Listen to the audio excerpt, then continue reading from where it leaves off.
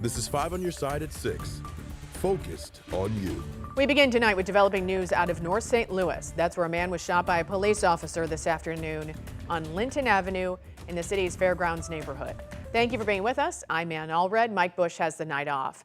Police say they saw the man buy drugs and the suspect led officers on a brief chase. Police say the man drove down an alley, got out of the car and started running. That's when an officer yelled he had a gun. Police say when the suspect turned around in the direction of the officers, an officer shot the man at least twice. The man was taken to the hospital and is expected to survive. Tonight, a Belleville couple says they were the victims of a scam, robbed by people who were posing as gas company workers. The Belleville Police Department is looking into it. 5 on your side's Travis Cummings is in studio with what happened to this couple. Travis. And Cheryl and Randy Lukash are pretty traumatized by this. They say this is their second time falling victim to a scam this year and losing money. They hope their story will serve as warning for others. We don't invite trouble. There's no way. We're pretty private. The Lukashes live a simple life. We're both retired. We're homebodies. That freedom they felt for 35 years inside their home on North 42nd Street in Belleville was erased by fear. When two men randomly knocked on their back door just after 6 one Tuesday evening.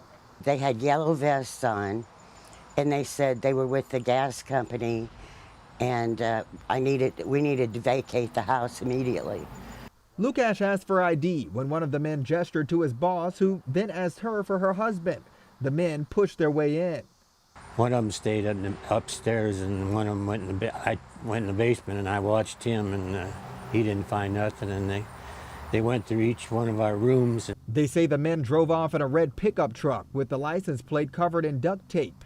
They left with a billfold full of cash and cards and precious jewelry. The Better Business Bureau has a few tips to ease that uncertainty. They say you should ask the salesperson for written materials and contact info. Check their ID and verify the company or the vehicle. And don't open your door or fall for high-pressure scare tactics.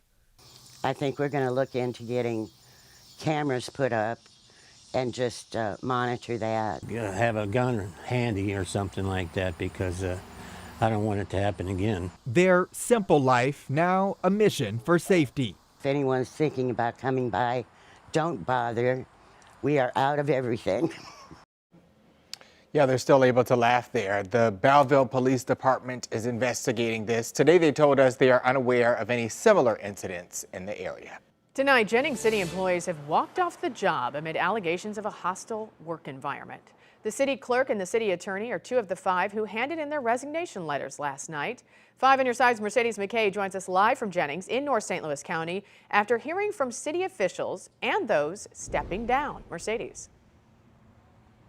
And 5 on your side received 2 of the resignation letters that were sent to city employees, both of them citing a hostile and unethical work environment. One of them even claiming that the mayor's actions were, quote, illegal and racist.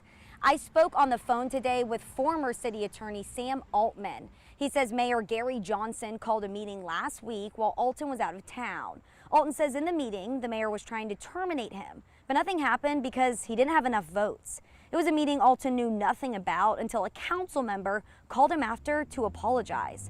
Alton and 4 other city officials resigned on Tuesday, including the accounting coordinator, building contractor, department manager, and the city clerk.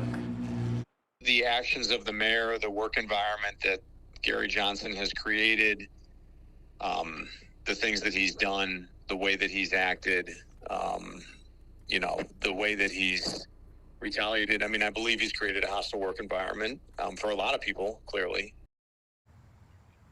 Today, I went into City Hall to ask if Mayor Johnson was available for an interview. They said he was not. Instead, he sent us a statement saying he would not comment on any allegations. I also spoke with a current council member over the phone today, and he told me that they are not going to talk until they have legal counseling. Live in Jennings, Mercedes McKay, 5 on your side. Hawthorne Leadership School for Girls in St. Louis announced it's closing immediately due to low enrollment. Now parents are scrambling to find new schools for their children. 5 on your side's Diamond Palmer's live outside that school. And Diamond, what are the parents planning to do? What is the school saying?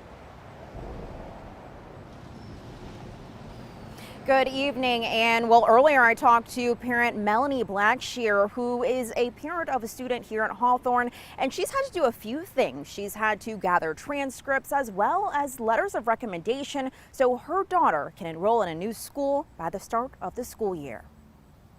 One day after Hawthorne Leadership School for Girls announced its closure, the sign out front still reads "Enrolling now." Where are we going from here? Melanie Blackshear is just one of more than 100 parents affected by the closure. Today, she went to the school for more answers from Hawthorne about where her soon-to-be 11th grader could go to school. Actually, it was pretty disappointing. I left work, ran here so that I can find out what information they had for us, and all I saw was an opportunity to go to another St. Louis public school. I needed more options. So the only brochure that I found when I signed in was an option to go to Confluence and to Grand Center Arts Academy. St. Louis 10th Ward Committee woman Yolanda Yancey is supporting parents. I'm just looking forward to seeing what will take place next. What can we do to actually just kind of make it a smoother transition and help them heal as well as the community heal from this loss. Blackshear says things are down to the wire with school starting for St. Louis Public Schools in less than 1 week. Gathering transcripts and letters of recommendations are just some of the tasks at hand. There's a lot of things that I need to do in order to get my baby ready for school next week. Now, Ann, in terms of what the school is saying, the Hawthorne Leadership Foundation actually released a letter saying in part a variety of factors contributed to our drop-off in enrollment, a drop experienced by Hawthorne and countless other schools in our region, shifting demographics in the city of St. Louis, overall population decline, the ongoing effects of the COVID-19 pandemic, student enrollment, and attendance.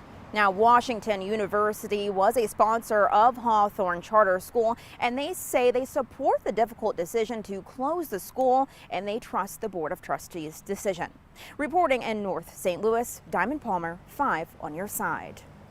Illinois Democrats hosted their biggest political rally of the year on Governor's Day at the Illinois State Fair. Our political editor Mark Maxwell reports from Springfield. The biggest lines at the Illinois State Fair Wednesday weren't for corn dogs or kettle corn.